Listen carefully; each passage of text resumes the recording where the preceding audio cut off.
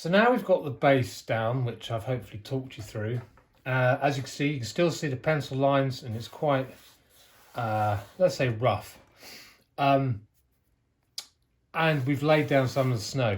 Now, one thing I talked about is when you use your bigger brush, go in a direction of the contours or the way the field is ploughed, because that'll just help you with your perspective.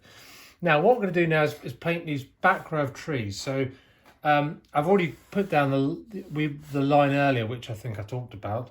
Now, this is dry brush technique. So you've got your colours, which again I've listed for you, but you can use, if you haven't got those, use something like that. I've got a cobalt blue, a royal blue, a burnt sienna, and white, and a crimson. Now, use hardly any water, so it's really dry.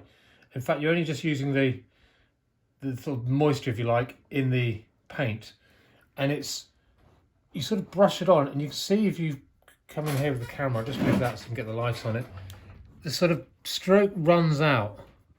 See what I mean? It's kind of, it's not solid at all. And then you can put your next layer on, same thing. So you go back and you keep checking your colours, and then run a bit more over it. You can put a bit of a tree shape in there. Again, that's, you have to look at the thing. So you can see how it isn't a solid line.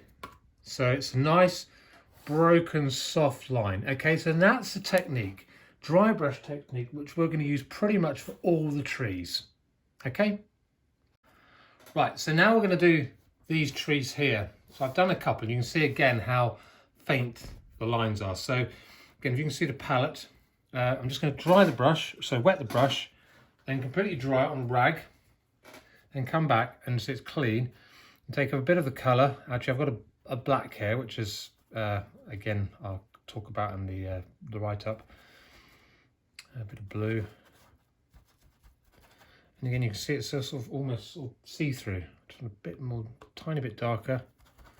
Right, and then again you've got the photo to look for. So we'll do the sort of branches in the tree, and it gets really light, so you can sort of see through, and it goes down towards the ground.